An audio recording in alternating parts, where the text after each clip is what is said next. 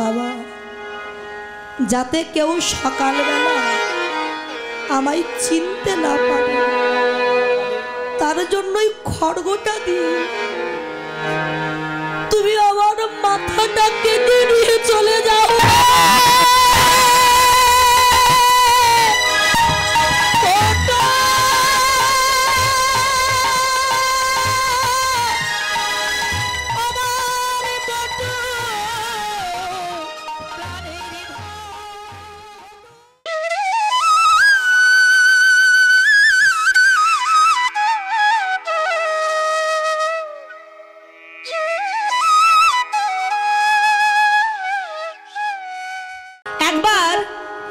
স্বয়ং দেবর্ষি নারদ মর্তের মাটিতে নেমেছিলেন।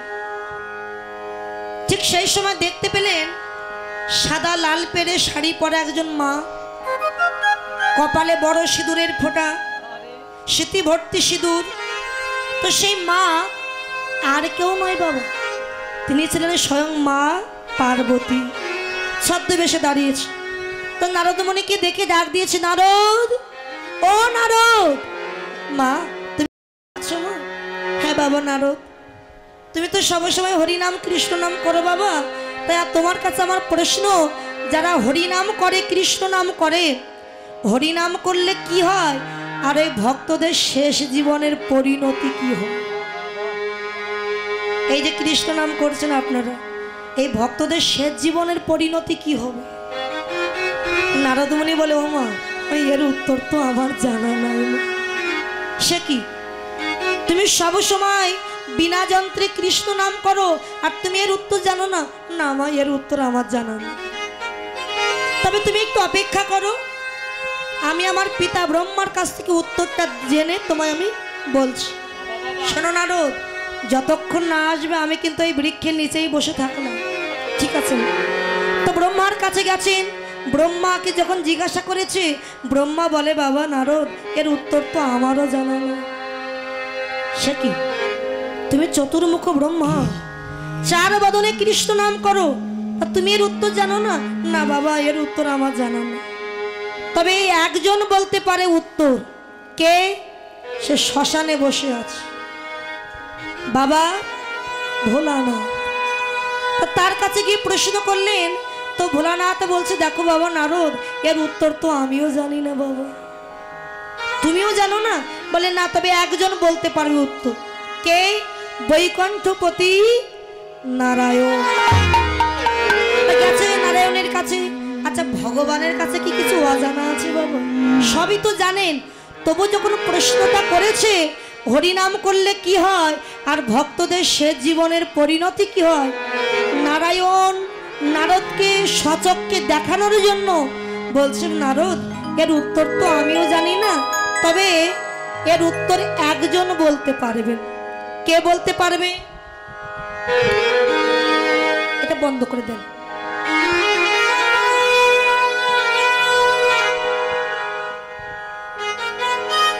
ওই যে মথুরা জেলার অন্তর্গতে অবন্তী নগরে যার বাস, যার নাম হচ্ছে গুরু শান্তিপুনি মুনি।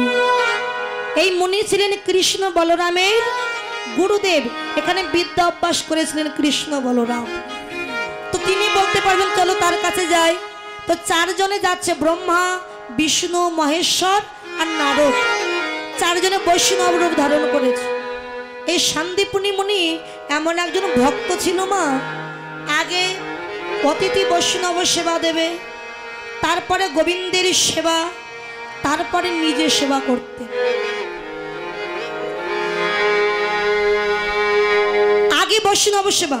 আচ্ছা বাবা, বৈষ্ণব সেবা আগে নাকি গোবিন্দ সেবা আগে? মা কার সেবা আগে? মা মায়েরা বলছেন বৈষ্ণব সেবা, এটাই সঠিক।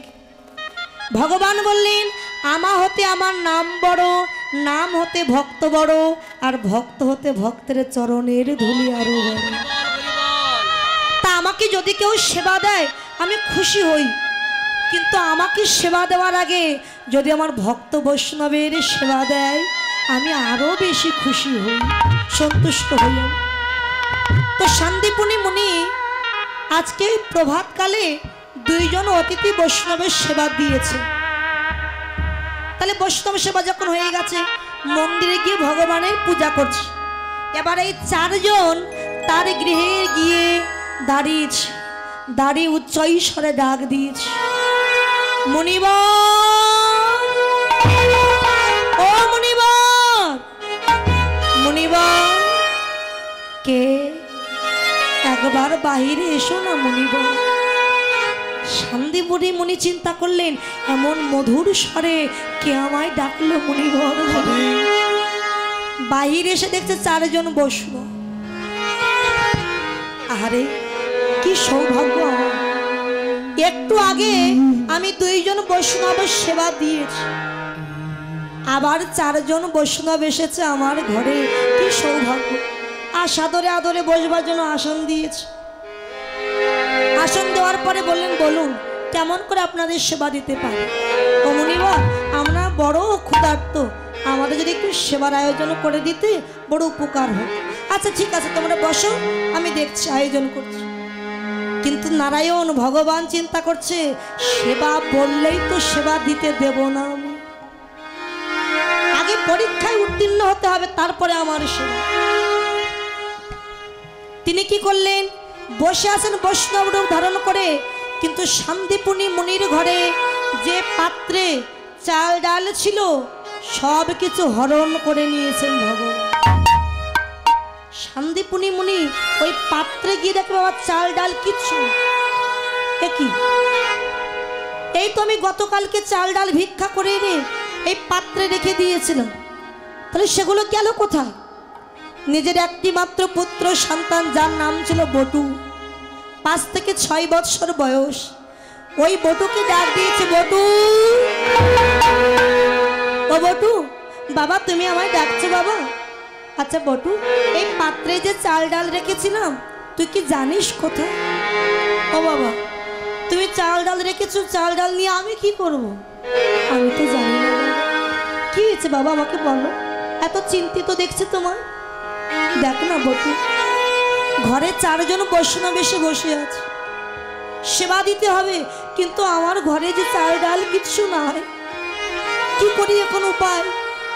ও এই চিন্তা, ঠিক আছে বাবা তুমি বৈষ্ণবের পাশে বসো, আমি গিয়ে গ্রাম থেকে ভিক্ষা করে এনে দিচ্ছি। বাবা তুই তো এর আগে কোনোদিন ভিক্ষা করতে যাসনি, তুই তো শিশু বাবা, 6 বছর বয়স, তাহলে কেমন চিন্তা করো, তুই তো ভিক্ষা করতে যাসনি বাবা, কি করে ভিক্ষা করতে হয় তাও তুই জানিস না, তুই কি পারবি, তুই পারবি না বাবা। বটু বলছে, বাবা আমরা হলাম ব্রাহ্মণ, বৈষ্ণব অতিথি সেবায় দেওয়া হচ্ছে আমাদের পরম ধর্ম, তুমি এবং মা যেদিন আমার কাছে থাকবে না, কেননা পৃথিবীতে যে একবার আসে তাকে তো চলে যেতে হয়, যেদিন তোমরা থাকবে না সেদিন তো আমাকে ভিক্ষা করতে হবে, তা আজকে না হয় ভিক্ষার জন্য রাস্তায় বাহির হয়ে যায়। ঠিক আছে বাবা, তুই যখন বলছিস, পারবি তো বটু। হ্যাঁ বাবা পারবো, তুমি চিন্তা করো। ভিক্ষার ঝোলে কাঁধে নিয়ে ভিক্ষা করতে চলে গেছে, আর নারায়ণ ঘরে বসে মনে মনে বলছে, বটু এবার তোর পরীক্ষা দেওয়ার সময় হয়েছে। যে গ্রামে ভিক্ষা করতে যাচ্ছে বটু, বটু যাওয়ার আগে 5 মিনিট আগে স্বয়ং ভগবান বটুর রূপ ধারণ করে চাল ডাল ভিক্ষা করে নিয়ে চলে এসে। বাবা 5 মিনিট আগে যে ভিক্ষা করে নিয়ে যায়, আবার 5 মিনিট পরে যদি সে ভিক্ষা করতে যায়, কেউ কি ভিক্ষা দেবেন না আপনারা? গিয়ে যখন বলছে, মা আমায় ভিক্ষা দাও, ঘরে আমার অতিথি বৈষ্ণব এসে বসে আছে। গ্রামের লোকজন বলছে, এখনো 5 মিনিট হয়নি তুই ভিক্ষা করে নিয়ে গেলি, আবার এসেছিস ভিক্ষা করবার জন্য? না মা, তোমাদের কোথাও ভুল হচ্ছে মা, আমি ভিক্ষা করতে আসিনি, আমি তো এই প্রথমে এলাম।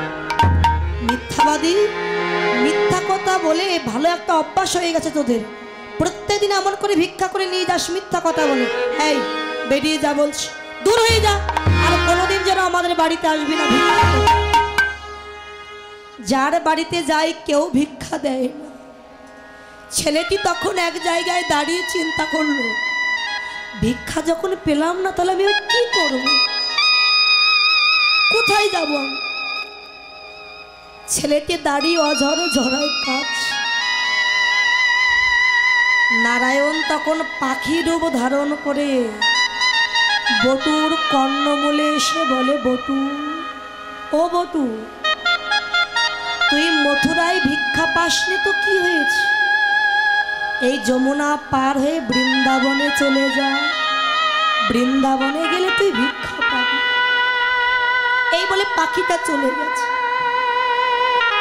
ছেলেটি নদীর ঘাটে দাঁড়িয়ে কাঁদছে, আমি তো সাঁতার জানি না, কি করে এই দুর্গম যমুনা আমি পার হব? কোনো মাঝিও নাই, তাহলে কি আমি পার হতে পারবো না? মনে পড়েছে, সবাই বলে আমার ভাই কানাই নাকি ভক্তের ভগবান,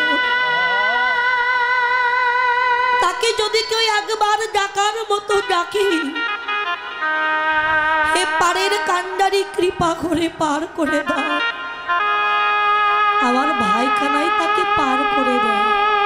আজ আমিও ঘাটে এসে দাঁড়িয়েছি, দুটি বাহু উত্তোলন করে ডাক দিয়েছে, কানা।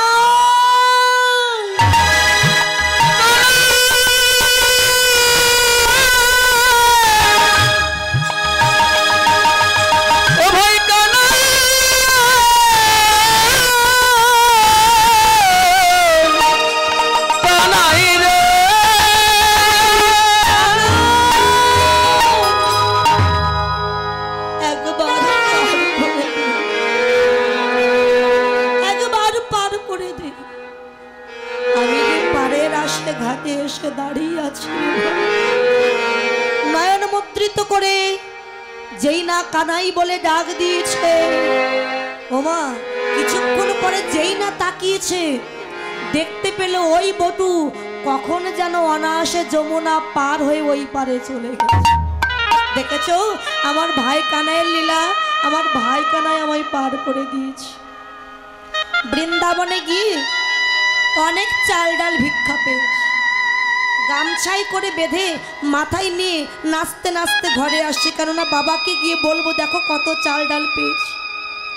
নারায়ণ বসে আছে বটুর ঘরে আর মনে মনে বলে, বটু, প্রথম পরীক্ষা নিয়েছি তোর, তোর রূপ ধারণ করে ভিক্ষা করে নিয়ে এসে গ্রামের লোক দিয়ে তোকে মার খাইয়েছি, এবার দ্বিতীয় পরীক্ষার সময় এলো।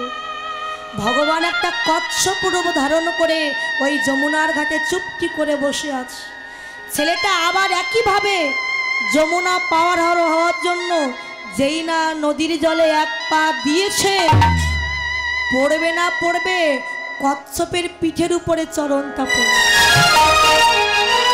কচ্ছপের পিঠ তো পিছলামা, যেই না চরণ দিয়েছে ছেলেটা একেবারে ওই যমুনার জলে গিয়ে বাবা পড়ে। সঙ্গে সঙ্গে চাল ডালের পাত্র একেবারে যমুনার তলদেশে তলিয়ে গেল। এত খুঁজছে কিন্তু কোথাও আর সেই চাল ডালের পুটলি পেল না। ছেলেটি চিন্তা করলো, এই সর্বনাশা যমুনা আমার চাল ডাল যখন হরণ করে নিয়েছে, আমি আর ঘরে ফিরব না। আমার বাবাকে গিয়ে আমি কি উত্তর দেব? এই যমুনা যখন চাল ডাল নিয়ে নিল, আমি এই যমুনার জলে প্রাণ বিসর্জন দেব। যমুনার জলে নেমেছে গলা জল পর্যন্ত, সাঁতার জানে না তো, আর একটু হলে ডুবে যাবে। নারায়ণ ঘরে বসে মনে মনে বলে, ওরে এখনো তুই আমার পরীক্ষায় উত্তীর্ণ হোসনি। সন্দীপ মুনিকে ডেকে বলছো, ও মুনিব তুমি কেমন বাবা গো? কেন? তোমার ঘরে এসেছিলাম দুপুরবেলা সেবা পাবো বলে, তোমার ছেলেটা সে কখন ভিক্ষা করতে গেল, সন্ধ্যা হয়ে গেল, এখনো ছেলেটা ঘরে এলো, আর তুমি তোমার ছেলেকে একবার খুঁজতেও গেলে না, তুমি কেমন বাবা? সত্যিই তো সন্ধ্যা হয়ে যাচ্ছে, আর যাই তো আমার বটুকে একটু খুঁজে আসি। খুঁজতে খুঁজতে বাবা যমুনার ঘাটে গিয়ে দেখে বাবা ওই না গলা জল পর্যন্ত নেমে ছেলেটি দাঁড়িয়ে আছে। বটু, ও বটু, তোকে পাঠিয়েছে ভিক্ষা করবার জন্য, আর তুই যমুনা জলে নেমে কি করছিস? উঠে আয় বলছি, উঠে আয়। চাল ডাল কোথায় দে, আমি বৈষ্ণব সেবাদের রন্ধন কর। বাবা তুমি আমায় ক্ষমা করে দাও বাবা, আমি তোমার কথা রাখতে পারিনি বাবা। চাল ডাল যা পেয়েছিলাম এই সর্বনাশা যমুনা সব হরণ করে নিয়েছে। আমি বৈষ্ণব সেবার জন্য চাল ডাল পাইনি বাবা। আমি তোকে বলেছিলাম তুই পারবি না ভিক্ষা করতে, তোর জায়গায় যদি আমি আসতাম কখন ভিক্ষা করে নিয়ে যেতাম। এখন কি করবি, কি করে বৈষ্ণব সেবা হবে? বাবা গ্রামে গিয়েছিলাম ভিক্ষা পাইনি, বৃন্দাবনে গিয়েছিলাম ভিক্ষা পেলাম, আবার যদি যায় কেউ তো আর ভিক্ষা দেবে না। তবে এক কাজ করতে পারি বাবা। কি কাজ? বাবা আসবার সময় আমি একটা মুদির দোকান দেখে এসেছি, ওই মুদির দোকানে গিয়ে আমি চুরি করতে যাব। কি বলছিস? আমরা ব্রাহ্মণ, ব্রাহ্মণ হয়ে চুরি, এ যে মহাপাপ, মহাপরাধ। বাবা যদি কেউ বৈষ্ণব সেবার জন্য চুরি করে এ তো অপরাধ নেই বাবা। দেখবেন বাবা আমার মনে বাসনা জেগেছে আমি একটু ফুলের মালা গোবিন্দকে দেব, কিন্তু দিতে পারছি না, আমার গাছ নাই ফুলের গাছ। পাশের বাড়ি থেকে যদি ফুল তুলে এনে না বলে যদি ফুল এনে মালা গেঁথে আমার গোবিন্দের গলায় দেই এতে অপরাধ হবে না কেন? ওটা আমার জন্য আমি চুরি করিনি, আমার গোবিন্দ সেবার জন্য আমি নিয়েছি। বাবা চুরি তো করবি, কি করে চুরি করবি? আমরা তো চুরি করতে জানি না। বাবা তুমি চিন্তা করো না, একটু দাঁড়াও, আমি চুরি করবার পদ্ধতি শিখে আসছি আমার ভাই কানাইয়ের কাছ থেকে। সে তো চতুরের শিরোমণি কালো চোর, বৃন্দাবনে চুরি করত।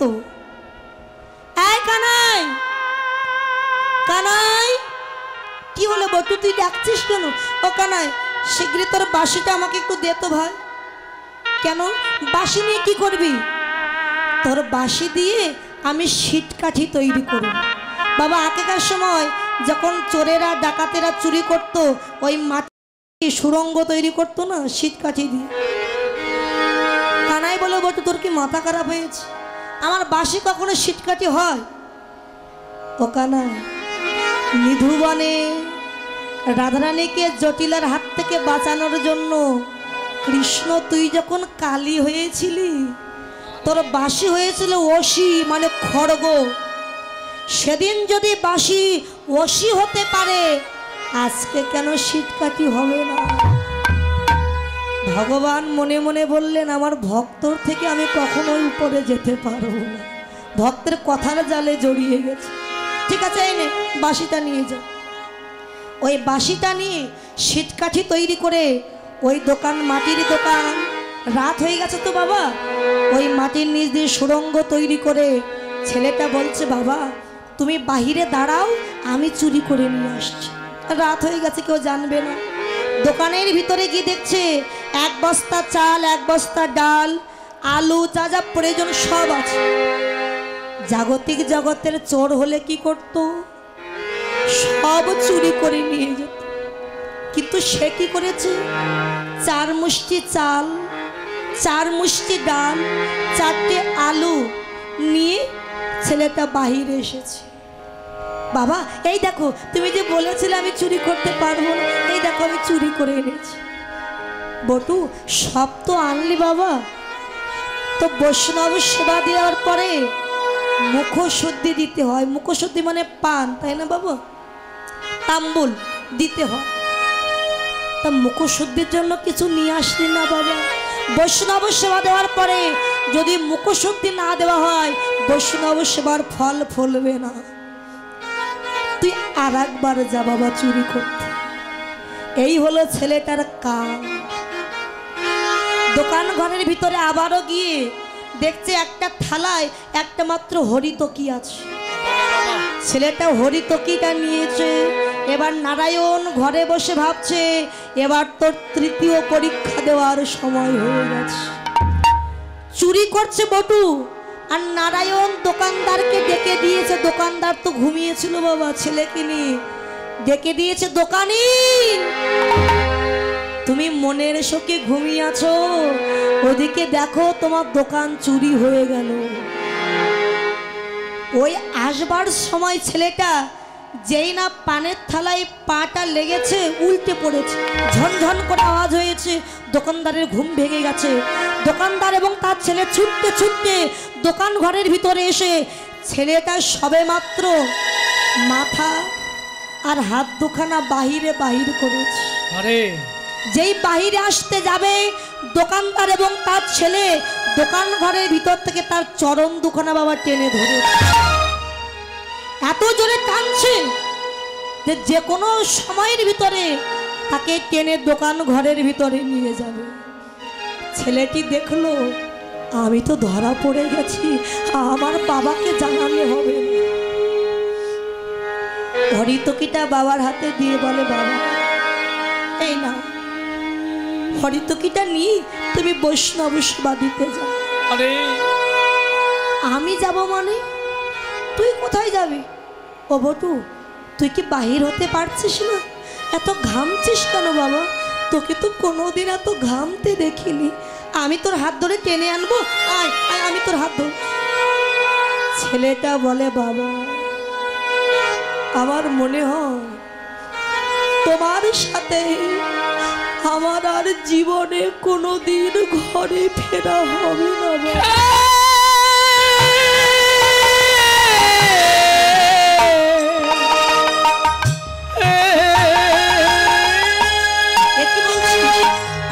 তুই আমার পুত্র, আমার সাথে ঘরে যাবি না তো কার সাথে যাবি? আরে বাবা আর ফেরা হবে না।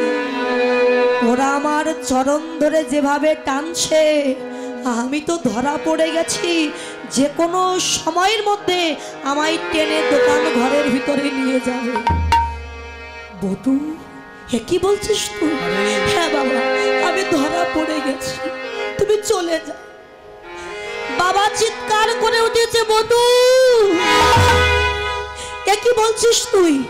তুই ধরা পড়ে গেছিস, আমি তোকে বারবার বলেছিলাম তুই চুরি করতে পারবি না, এখন তুই ধরা পড়ে গেছিস। কাল সকালবেলা গ্রামের লোক আমাকে ডেকে বলবে ওই দেখ চোরের বাবা যাচ্ছে। চুরি করতে গিয়ে ধরা পড়ে গেছে ছেলেটা, চোরের বাবা। আমি চোরের বাবা হতে পারবো না, আমি ব্রাহ্মণ হয়ে চোর অপবাদ আমি নিতে পারবো না। বাবার কাদা বদন দেখে ছেলেটা বলে বাবা তোমাকে কেউ চোরের বাবা বলবে,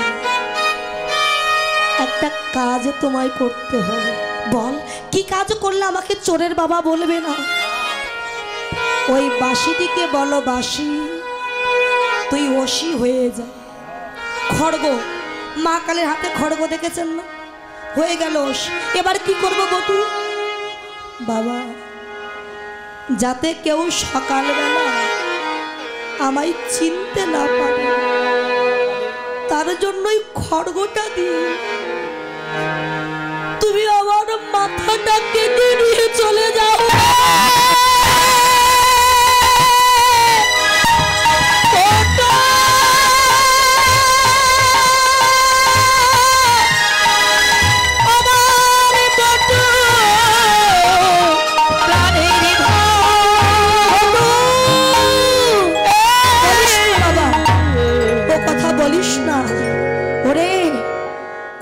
বাবা তার সন্তানের মাথা কাটতে পারে? বাবা এত রামায়ণ পড়ো মহাভারত পড়ো, কে বলেছে বাবা সন্তানের মাথা কাটতে পারে না? মনে নেই দাতা কর্ণ বৈষ্ণব সেবার জন্য নিজের একটি মাত্র পুত্র বৃষকেতু তাকে খণ্ড বিখণ্ড করে মাংস রান্না করে বৈষ্ণব সেবায় দিয়েছে।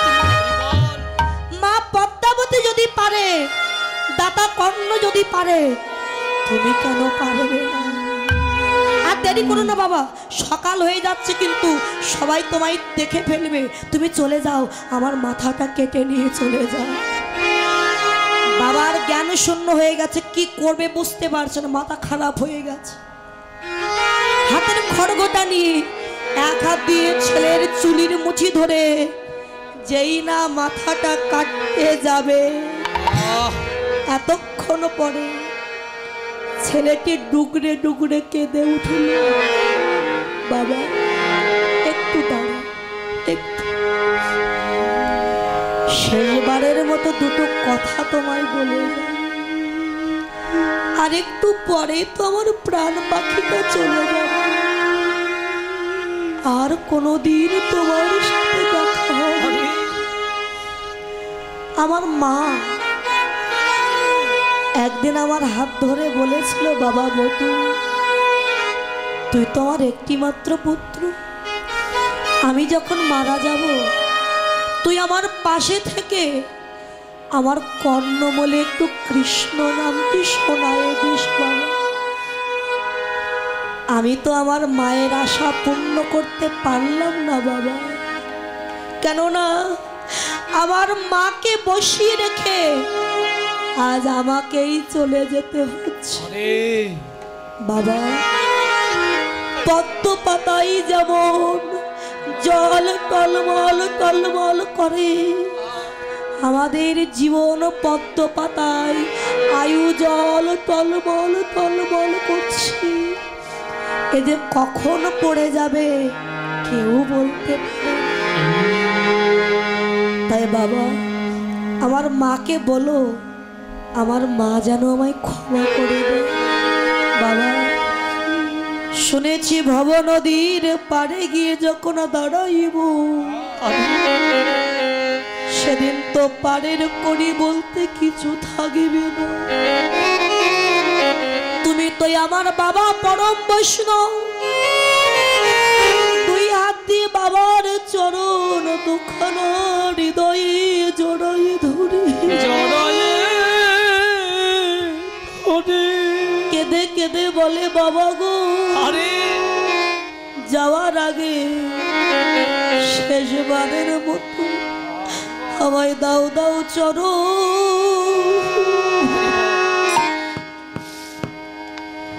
চরণ ধুলি ধুলি দাও,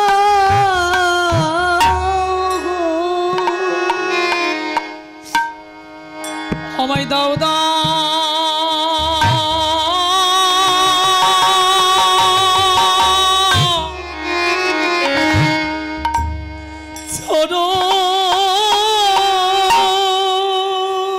বাবা। চরণ ধুলি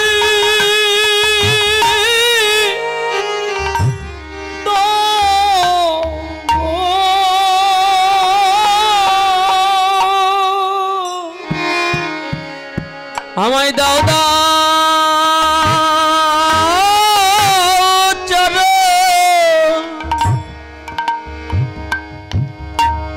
চরণ ধুলি বাবা ধুলি দাও গো, ওই ধুলি হবে আমার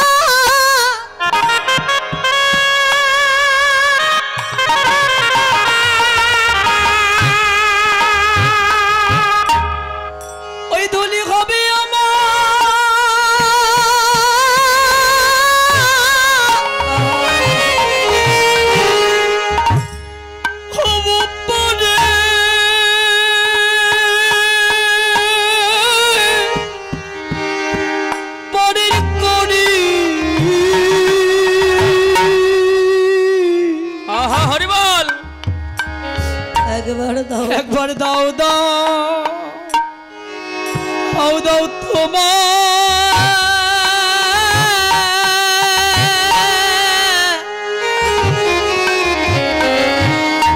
তোমার চরণে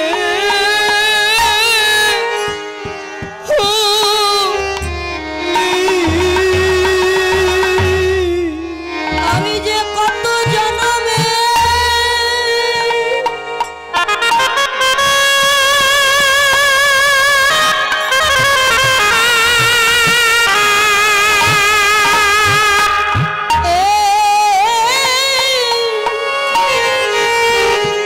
আমি অপরাধী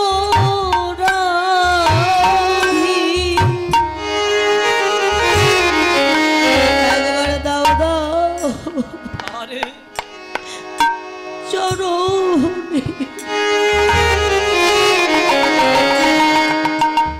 ধলি দাও গো আমি কত জনমে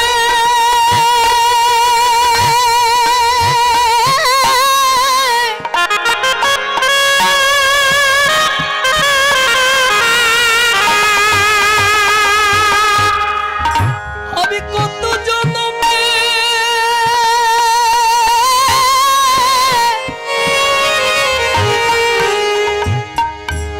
আমি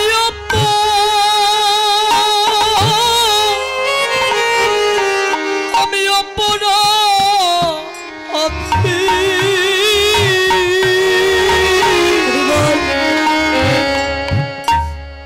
বলি দাও দাও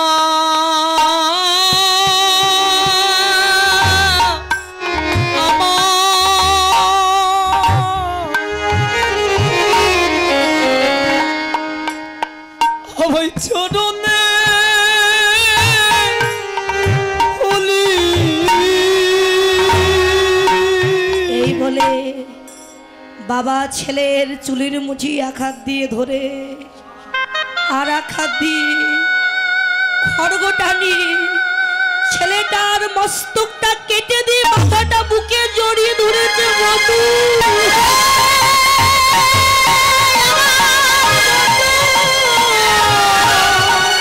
বাবা তুই আমায় ক্ষমা করে দে বাবা, আমায় ক্ষমা করে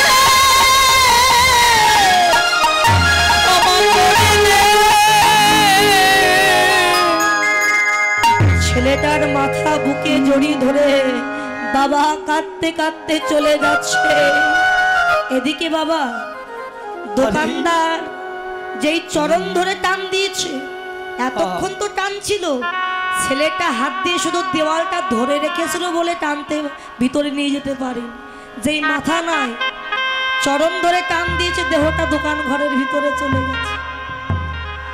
বাবা কি করছে, ছেলেটার মাথা যমুনায় ফেলে দিয়ে ভাসিয়ে দিয়ে বাবা চলে গেছে ঘরে। এদিকে দোকানদার এবং তার ছেলে দেখছে ছোট্ট একটা বালক, কিন্তু তার মাথা না। এই মাথা না হলে আমরা চিনব কি করে কে? আবার গলায় দেখছি পৈতা। হ্যাঁ রে খোকা, মনে তো হচ্ছে কোনো ব্রাহ্মণের সন্তান। এখন যদি গ্রামের লোকজন সকালবেলা জানতে পারে, তাহলে গ্রামের লোকজন হয়তো ভাববে আমরাই ওর মাথা কেটে ওর মাথাটা কোথাও ফেলে দিয়েছি, আমাদের ব্রহ্ম হত্যার পাপ হবে। হ্যাঁ রে বাবা, এখনো কিন্তু কেউ ঘুম থেকে উঠিনি, চল এর দেহটা নিয়ে আমরা বরং যমুনার জলে ফেলে দিয়ে আসি। লীলাটা কেমন হচ্ছে দেখুন, যে মাথা যমুনায় সেখানেই দেহ চলে গেছে ফেলে দিয়ে। বাবা রন্ধন করে শান্তিপুনি মুনি ভোরবেলা বৈষ্ণবের সম্মুখে দিয়েছে প্রসাদ। ভগবান মনে মনে ভাবলেন এবার এই পরীক্ষার শেষ হয়েছে, এবার আমার ভক্তকে কৃপা করতে হবে। ও মুনিবর, গতকালকে এসেছিলাম তোমার ঘরে, এখনো সকাল হয়ে গেছে, তা ভাবছি সকাল যখন হয়ে গেছে একেবারে স্নান করে তারপরে সেবাই বসবো, চলো স্নান করে আস। নিয়ে গেছে যমুনায়, চারজন নেমেছে, ব্রহ্মা বিষ্ণু মহেশ্বর নারদ, কিন্তু শান্তিপুনি মুনি নামলো না। ওই উপরে দাঁড়িয়ে দেখছে ওই বটুর দেহ এবং মাথাটা ভাসতে ভাসতে সেদিকেই আসছে। ভগবানের ইশারা। ভগবান বলছে, ও মুনিবর, সকাল হয়ে গেছে, তুমি দাঁড়িয়ে আছো কেন? তুমি স্নান করে নাও। না, আমি এখন স্নান করব না। আরে স্নান করে নাও, নেমে এসো। হাত ধরে নামিয়েছে যেখানে শান্তিপুনি মুনি স্নান করছেন। ভগবানের ইশারায় ওই দেহটা এবং মাথাটা ভাসতে ভাসতে শান্তিপুনি মুনির গায়ে এসে বারবার ধাক্কা লাগছে। বাবা, যদি কোনো বাবার দেহে তার মৃত সন্তানের দেহ এসে বারবার ধাক্কা লাগে, কোনো বাবা কি সহ্য করতে পারে বলুন? আবার তাও একটি মাত্র সন্তান, এত জল দিয়ে সরিয়ে দিচ্ছে, তত ভাসতে ভাসতে কাছে এসে গায়ে ধাক্কা লাগছে। বাবার ইচ্ছে করছে যে একবার দেহটা জড়িয়ে ধরে একটু কাঁদি, একটু হালকা হই। কাঁদতে পারছে না, যদি বৈষ্ণবেরা জানতে পারে। নারায়ণ বলছে, ও মুনিবর, কার দেহ ভাসতে ভাসতে তোমার কাছে আসছে? কই আমাদের গায়ে তো ধাক্কা লাগছে না, তোমার গায়ে। বাবা, রক্তের তো একটা টান আছে বাবা। ও মুনিবর, এই বাচ্চাকে, এই শিশুকে তুমি চেনো? না, আমি কি চিনি না।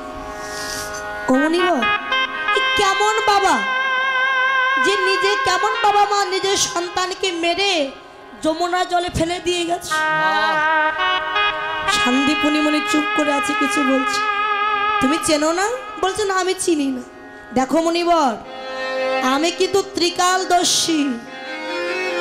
আমি ধ্যান যোগে যদি দেখতে পাই এই বালকের সঙ্গে তোমার কোনো রক্তের সম্পর্ক আছে, আমি কিন্তু তোমার গৃহে সেবা করব না, চলে যাই। শান্তিপুনি মুনি দেখছে যে বৈষ্ণব সেবার জন্য আমার বটুর বলিদান হয়ে গেল, সেই বৈষ্ণব যদি সেবা না করে আমার বটুর বলিদান বিফল হয়ে যাবে। আমি চাই না আমার সন্তানের বলিদান বিফল হোক। মুনিবর করজোরে বলে, বৈষ্ণব ঠাকুর, এ আর কেউ নয়, এ কে জানো? এই অধমের একমাত্র বাবা বলা ধর, বুকের মানিক বটু।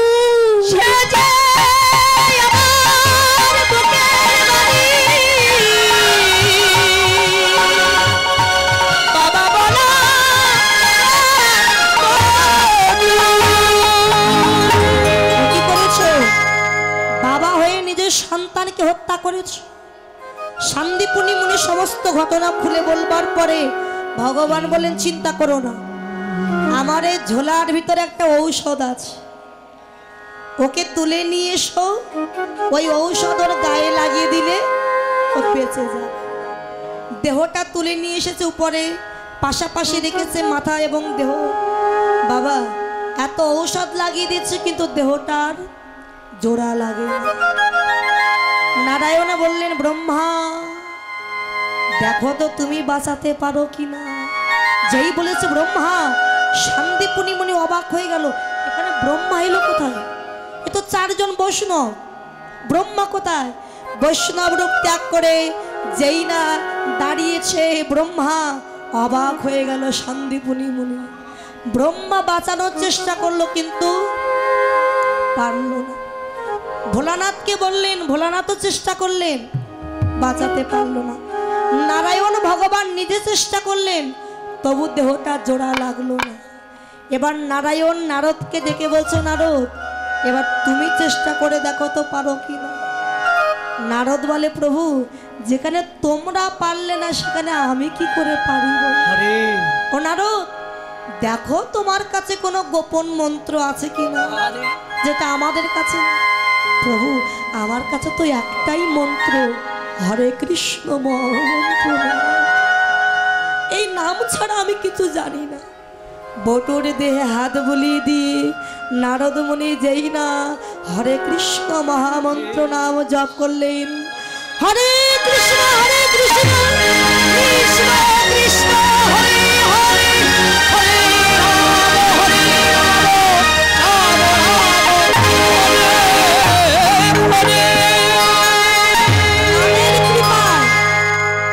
দেহটা জোড়া লেগে গেল।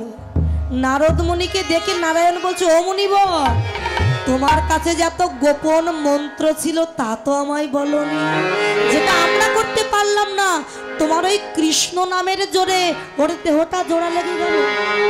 নারদ মুনি বলছে, প্রভু আমি আমার উত্তর পেয়ে গেছি, আমি আমার উত্তর পেয়ে গেছি। কি উত্তর?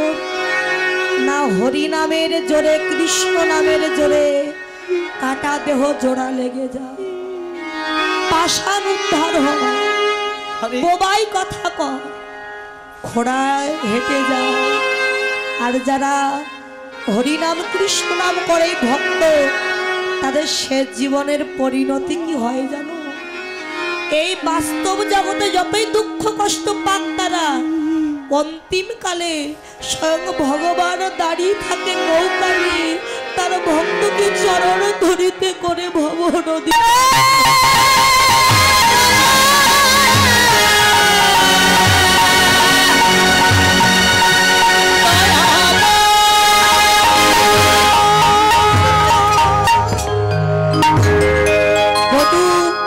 জীবন ফিরে পেয়ে গিয়ে ছুটে গিয়ে নারায়ণের চরণে আছাড় খেয়ে পড়েছে। তোমার এত করুণা, আমাকে তুমি নিজ গুণে প্রাণ দান করলে প্রভু, আশীর্বাদ করো আমার, এমনি ভাবে যে কুলেই জন্ম দাও না কেন, যেন তোমার চরণ ছাড়া করো আমার চরণ ছাড়া আমায় করো না গো, তোমার চরণ ছাড়া করো না গো। জন্মে নয় জন্মে জন্মে জন ছাড়ায়া